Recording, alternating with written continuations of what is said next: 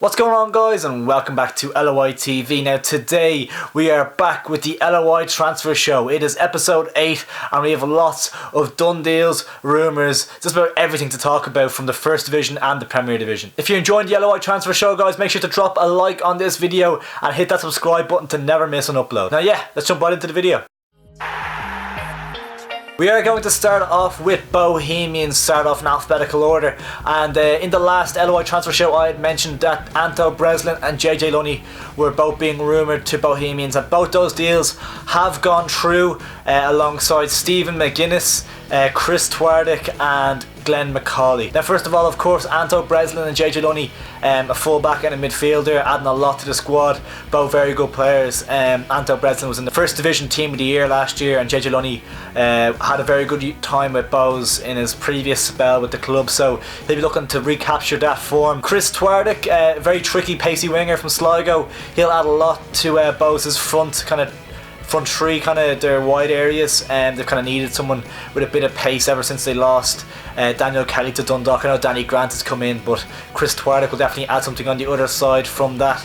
Then of course Stephen McGuinness will provide a lot of competition for the number 1 jersey with James Talbot, more than likely playing back up to James Talbot, of course. But the final one is all UCD fans' favourite player in the league, Glenn McCauley.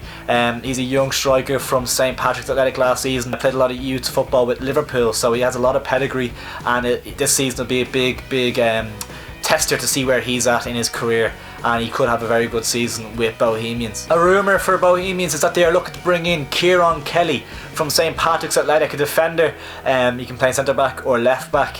Very versatile option to have. He was let go by St Pat, so that could be an interesting option for Bohs to bring in as a kind of a backup rotation player. Bohs fans, are you happy with your business so far? Let me know in the comments below what you think of all the signings you have made and all the players you would like to still bring in. Let me know down below. Next up we have Cork City, who have brought in defender Rob Slevin from Waterford and Charlie Fleming from Cove Ramblers, two good young players, and they'll add a little bit to the back four. There's a lot of rumours about Cork defenders leaving the club that I will go on to later on in the video, but they're kind of options that have been brought in by Neil Fenn.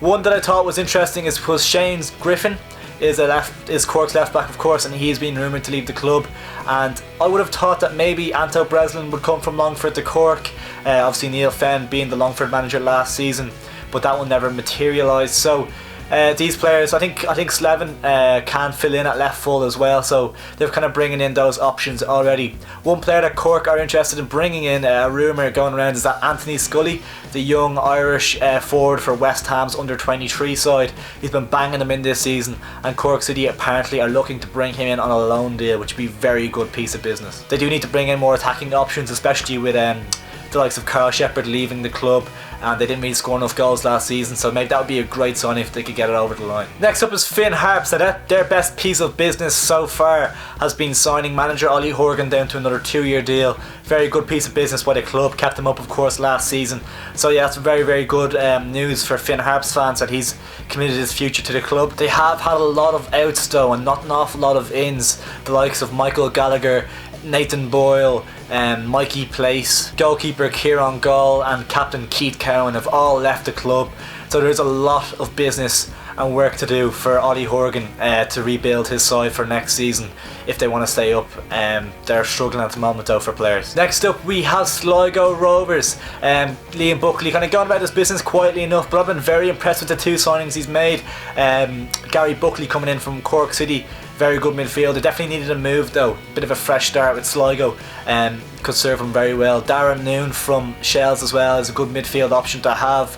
I'm very excited about the Buckley one, linking up at Romeo Parks and Ronan Coughlin next season will be really dangerous. And Sligo, I think they're looking good for next season, and Liam Buckley, very good manager, and has his Sligo side set up, and he's finally getting the players in he wants to really make the side his own. Shamrock Rovers are next up, and as I mentioned in the previous video, they have brought in Liam Scales, which I thought was going to be a replacement for Lee Grace, but in fact Lee Grace has signed a new 3-year contract with Shamrock Rovers. In my opinion, he's probably the best centre back in the league last year. Really impressive season from him, and it just shows the progression the League of Ireland is making, and that Shamrock Rovers are making as a club, that they can convince a player I think capable of playing in the Championship they can tie him down to a 3-year contract, and it really shows the progression of the league, and it's really, really great news. I think very, very good player, and Liam Scales will learn a lot from the likes of Lee Grace and Pico Lopez next season. A couple of rumours, as I mentioned before, Cork City, a lot of defenders are rumoured to be on the way out.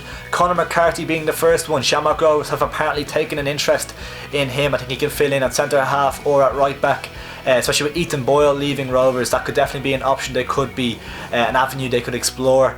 The next option is Zach Elbow Zeddy, the Waterford top class player from Waterford. He can fill in a winger role or an attacking midfield position. Would give Shamrock Rovers something that I don't think they have. I think he would give them something different. A lot of people saying that they have a lot of players like that already, but I think Zach would give them a lot in the final third of the pitch. He's obviously playing incredibly for the Ireland under-21s at the moment, so it'd be a really, really good move to be able to keep him in the league. He has a lot of potential sell-on value, I think. So if they could tie him down to a 2-3 year deal, I think it'd be a great piece of business from Shamrock Rovers. Next up we have St Patrick's Athletic, and they have brought in goalkeeper Connor Kearns from UCD. Very talented young goalkeeper, of course. Had a decent season last season, obviously let in a lot of goals, but you can't really judge him on that considering the team he was playing in. But yeah, he's a very, very good young goalkeeper in the under-21 squad recently, I think I saw. So that's a good signing from St Pat's, and it's adding fuel to the rumour of Brendan Clark leaving the club. He's been rumoured to go on loan to Cork City, I've heard. So that's, we'll kind of wait to see what happens there. But of course, St Pat's already have young hot prospect Brian Maher in goal as well, so he'll be battling it out with Connor Kearns for the number 1 jersey. But I think that opens the door for Brendan Clark to leave the club now. And a rumour from Cork going the other way to St Pat's, Shane Griffin, the left back. Of course, he was very, very good for Cork City. I think there's rumours of him going to England at one stage. He hasn't been great the last year or two, so I think he needs a move just to kind of freshen things up a little bit. If he moves to St Pat's, he'll be providing competition at left back to Ian Birmingham, the club legend, but he is getting on a little bit now. I think he's 33, so that could be a good signing from St Pat's. Adding a little bit of competition at the back is never a bad thing, and Shane Griffin could be a useful signing. Hopping down into the first division, we're going to look at Drogheda United first, and they have brought in 2 defenders, Hugh Douglas from Bray Wanderers and Jack Titch from Cabinteely. 2 good young players that will add a lot to Drogheda's defensive capabilities in their as they look to kind of close the gap on promotion next season. They just fell short, of course, in the playoffs against Finn Harps. They have signed up a lot of last season's players to new contracts, including Jake Hyland, Sean Brennan and Mark Hughes. That's added on top of Mark Doyle, as I mentioned in the previous LOI transfer show. So yeah, Drogheda looking in good nick for next season as they look to really cement their place at the top of the table. Next up we have Bray Wanderers, who have brought in fullback John Ross Wilson as Hugh Douglas's replacement. He looks like a good young player. I think he was at Shells last season, did well at right full, so he's a good option. He's a good first division player, still a young lad, so has a lot of potential.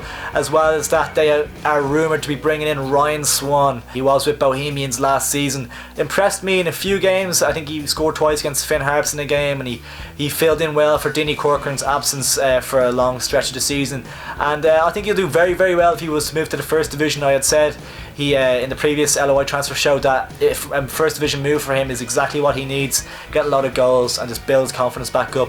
I think him and Gary Shaw in a front pairing could be very, very dangerous. They could score a lot of goals and really propel Bray Wanderers to the top of the league. And the final team we're going to look at is Galway United, and as I mentioned when I was talking about Finn Harps, Mikey Place has left them to come to Galway. Very surprised to see Finn Harps let him go. Would thought he would have got his chance with Nathan Boyle and Rafael Cortaro leaving the club, but Mikey Place has decided that Galway United will be where he plays his football next season, and I think he'll do very well in the first division. He's a young player, a lot of potential, as a good signing for Galway. They have also re-signed Maurice Nugent, their player of the year from last season, which is a great piece of business for the club, so Galway fans will be happy with that. Anyways guys, there you have it, all the news, rumours, done deals, transfers, everything from the Premier Division and the First Division that I've gone through. If I have failed to mention anything from your club, make sure to let me know in the comments down below. Hope you enjoyed the video guys, make sure to like, share and most importantly subscribe.